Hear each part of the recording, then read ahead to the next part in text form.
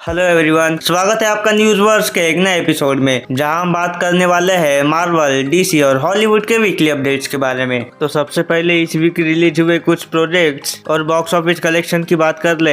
और अगर venom the last dance के कलेक्शन के बारे में बात करें तो वेनम द लास्ट डांस ने 400 मिलियन प्लस का बॉक्स ऑफिस कलेक्शन कर लिया है, जो काफी बढ़िया है, मगर वेनम की पिछली मूवी से काफी कम है। इसी के साथ इस वीक ग्लैडिएटर पार्ट 2 रिलीज किया गया। और अगर इसकी रॉटेन टोमेटोज रेटिंग की बात करें तो क्रिटिक्स ने इसको 75% की रेटिंग दी है और ऑडियंस की तरफ से अभी रेटिंग आना बाकी है। देन ड्यून यूनिवर्स से ड्यून प्रोफेसी का एपिसोड 1 रिलीज किया गया और अगर इसके रॉटेन टोमेटोज रेटिंग की बात करें तो क्रिटिक्स ने इसको 71% की रेटिंग दी है और ऑडियंस ने 73% की। देन इसके बाद पिछले वीक पेंगुइन की सीरीज कंप्लीट हो चुकी है और अगर इसके रॉटेन टोमेटोज रेटिंग की बात करें तो क्रिटिक्स ने इसको 95% की रेटिंग दी है और ऑडियंस ने 92% की, यानी कि ये शो किसी मास्टरपीस से कम नहीं है। देन मैट्रिक्स ने ये कंफर्म किया कि पेंगुइन की सीजन 2 पर तो बात हो ही रही थी, मगर अभी हम द बैटमैन 2 पर फोकस करना चाहते हैं। और बैटमैन 2 पर ही कॉलिन फेरल ने ये कंफर्म किया कि बैटमैन 2 में पेंगुइन के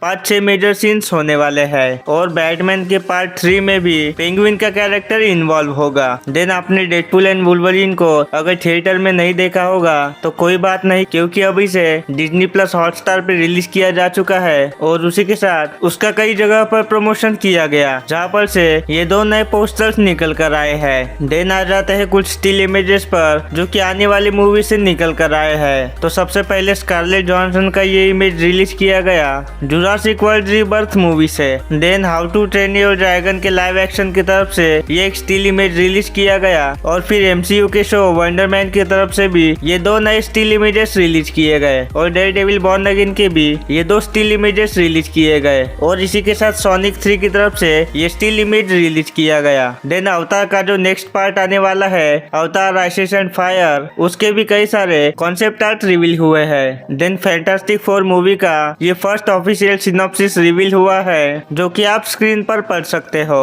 और सिंस फैंटास्टिक 4 की फिल्मिंग अभी कंप्लीट होने वाली है तो उस पर जोसेफ क्विन ने ये कंफर्म किया कि उनके कैरेक्टर ह्यूमन टॉर्च की फिल्मिंग 2-3 वीक्स में कंप्लीट हो जाएगी। और एक्टर रैल्फ फिनेसन जो गैलेक्टस का रोल प्ले कर रहे हैं, उन्होंने ये कंफर्म किया कि उनकी फिल्मिंग कंप्लीट हो चुकी है। देन जॉन बर्नथाल जो डेयरडेविल बॉर्न अगेन में पनिशर के रोल में रिटर्न करने वाले हैं, तो उस कैरेक्टर की तरफ से ये अपडेट आई है कि मार्वल वाले कंसीडर कर रहे हैं पनिशर के फ्यूचर को एक्सपेंड करने का, मतलब पनिशर का कैरेक्टर एमसीयू के फ्यूचर में और भी ज्यादा एक्सप्लोर किया जाएगा। और इसी से लोग ये अज्यूम कर रहे हैं कि पनिशर की एक सोलो सीरीज आ सकती है। फिर जेम्स गन ने ट्वीट करते हुए ये कंफर्म किया कि सुपरमैन का ट्रेलर उनके हार्ड ड्राइव में कंप्लीटली एडिटेड और रेडी है। और रिपोर्ट्स की माने तो कई सारे इनसाइडर सोर्स की तरफ से ये कंफर्म किया गया कि थ्रू आउट दी वर्ल्ड ये ट्रेलर रिव्यू के लिए भेज दिया गया है और फीडबैक और डबिंग के लिए भेज दिया गया है। तो मे बी आई गेस इस मूवी का ट्रेलर दिसंबर में रिलीज किया जाएगा। फिर एक रूमर आया है कैप्टन ब्रिटेन को लेकर कि मार्वल वाले